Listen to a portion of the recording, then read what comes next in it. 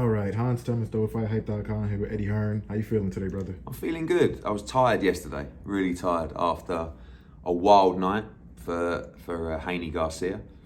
Good sleep, good run, and ready for a big week in New York. Press conferences. We have a show in Liverpool on Saturday, and excited for another big week in the world of boxing. I don't know if you remember, but during fight week, I asked you. I was just like, "Hey, Eddie, is Ryan gonna be Devin's toughest fight?" He was like, "Not even close." Really? So, Did I say that? No, I think no, because I always felt the Lomachenko fight is such a tough fight, and you would have seen, my run-in with Henry, and you have to stand by what you said. I didn't think Ryan Garcia could win the fight. I didn't think he was prepared. I know he missed weight, but you have to give him the respect. And when you picked one way, you always have to hold your hands up after and say, you did it. So, I'll give him congratulations and respect for winning the fight, but I didn't think he would. Granted, everybody knows, I know, the whole world knows, Ryan has a ridiculous left hook. So were you surprised that pretty much that was like the first punch he threw and it connected? Were you surprised that Devin wasn't sharper? Yeah, I was. I think the best thing you can be in this situation with people that you work with and people you care for is be honest. And I said to him in the change room after, I thought you boxed really poorly tonight. I have to be honest. I didn't feel like you looked like you had your strength. I felt like, you didn't look sharp. How many times did you get hit by the left hook? As you said, when you fight Ryan Garcia. But right, listen, it's easy just to say defend the left hook and keep your right hand up. Ryan's smart with it. You see the way he brings the hand down and then throws it. He throws it in different ways. He jumps in with it. He check hooks with it.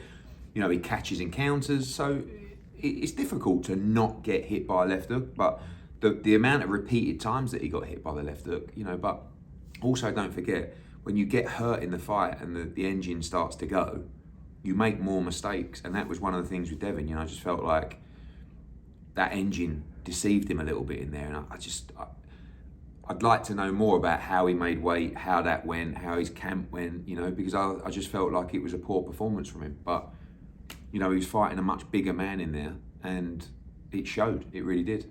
Is there any type of smudge on Ryan's win, considering, he came in 3.2 pounds over? Is there any smudge? Look, the way I see it is this. Ryan didn't honour the terms and the agreement of the fight. But once you accept the new terms of the agreement, it's fair game. Do you know what I'm saying? So, yeah, it was a massive disappointment that Ryan came in 3.5 pounds over. And you saw on the night the difference in size. He was massive in there. I still think he should have been made to weigh on the Saturday, but it's not my decision. But maybe he wouldn't have fought. So, it's very difficult in that situation. I've been there many times, but once you accept the terms of the fight, you can't start complaining after. And I think physically it was, it wasn't a mismatch, but it was a huge advantage for Ryan. But once they agreed that was how it was going to be, that's how it's going to be. Might be a little bit difficult for you to answer, so take your time a little bit. But Ryan obviously, Devin still has WBC title. But do you think it'll be a little bit difficult for him to kind of look himself in the mirror and say, hey, I'm still the champ, considering how badly he actually lost that fight? Well, when you say how badly he lost, I had the fight very close. I didn't give Ryan many rounds outside of the rounds that he knocked him down. Unfortunately, he knocked him down 3 times, which, but also you have to remember this. Ryan didn't make weight. So effectively, the belt's not on the line. Sometimes in some governing bodies, you're still defending your belt, but when someone misses the weight, that changes the game. So the fight wasn't for Devin's WBC world title, and therefore he remains champion. So I think that, the next fight's going to be really important for Devin, and I think the weight is something that he needs to look at as well. For a long time, 135 pounds was really difficult for him to make. Now it looks like 140 is difficult for him to make. But these are young men. That was one of the beauties of the fight, was you got 2 guys in their mid-20s who are fighting the best in the sport. And look at the response we got. It's massive for boxing. So, excuse me, I would like to see Devin stay at 140. And I actually think the Sandor Martin's now a good fight to come back to. I think if he would have stopped Ryan or beat Ryan easy, everyone would have said the Sandor Martin fight's a mismatch. Now all of a sudden they're saying, that's a tough fight. So he's going to have a little break, and I'm sure he'll decide what's next. Eddie, you've been around the game for about 2,000 years now. Yeah, So, thanks. you know pretty much everything, man. I mean, it was a close fight, but he was knocked down several times, was busted up pretty badly after the fight. Do you think he'll be able to come back the same mentally? He's only 25, or do you think it could be a little bit different? Do you know what? I think if he would have quit in the fight, and not even quit, but if he would have not got up, or if he would have been stopped, or if he would, or if he would have been knocked out badly, then those kind of defeats take a lot out of you physically and mentally. I think the fact that he showed tremendous heart, I think the fact that he showed tremendous resilience means you can go there again. Do you know what I'm saying? Like a lot of people, some people likened the defeat to the Anthony Joshua defeat against Ruiz, where he kept getting up and then he'd get caught again, he'd get knocked down, and then, don't forget, the ref stopped that fight. Devin saw the final bell, heard the final bell. And people questioned whether AJ would be the same again. And the answer was absolutely, because it's certain types of individuals. Winners, people that dedicate themselves to the sport. Devin will rest and recover and come back and go again. But in defeat, you always have to reflect on what went wrong, right? And sometimes, like, I'm close to Devin, but I'm not around him all the time. I don't know how the weight cut really went. I don't know how camp really went. I don't know how his training and coaching and strategy really went. But now's the time where you sit back and chat and reflect on that and make the changes. Maybe it was just an off night against a bigger guy, or maybe things weren't right and things need to change. Where would you he came in at 143, but let's just say he's really at 140 pounds right now, Ryan Garcia. Yeah. Where would you rank him right now compared to all of the other champs? At 140, I mean, firstly, I doubt his preparation and his weight making was that good throughout the whole camp. So I think he can make 140. And I think he's going to be good at 140, right? If he's really prepared.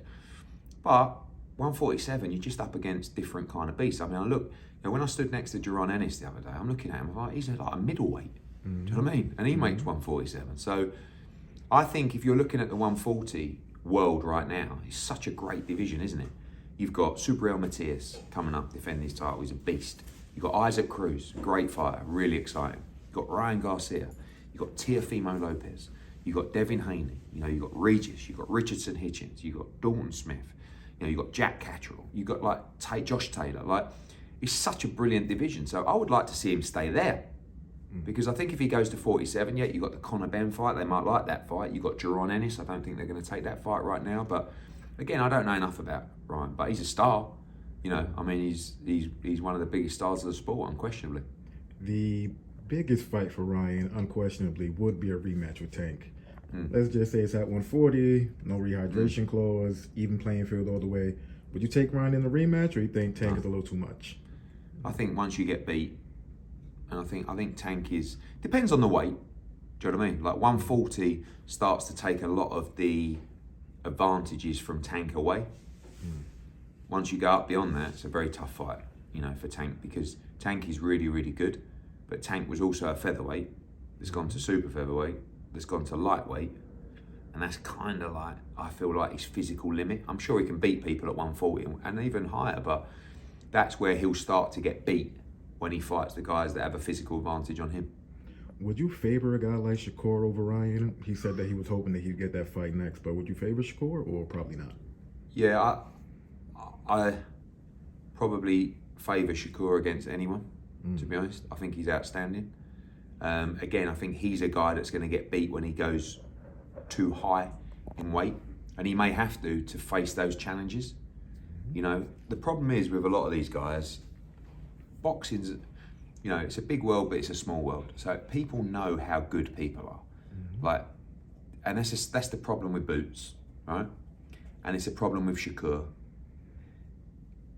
The boxing world intrinsically knows how good these guys are. And no one really wants to fight Shakur. And no one really wants to fight Jaron Ennis. So you have to make it financially so rewarding for those guys to face them that they will face them. Do you understand? And, Shakur up at 140 against Ryan, but Shakur's a young man. He's still growing. But I hope these guys all fight each other because it's a great time for the sport. I know you just said that nobody really wants to fight Jerron, but would you still put Ryan Garcia in that mix? I mean, he fought Tank and nobody thought he would. He pushed for that Devin. Yeah, true. That Like Devin he's, Haney you know, fight. to be fair, you have to give Ryan his props. He's fought those guys, but up at 147 against Boots. Is it Yeah. is it competitive though? Yeah, it's always Ryan's a great fighter. Ryan's always going to be competitive. You can't say, but I just think Boots is another level at 147. But you know, time will tell.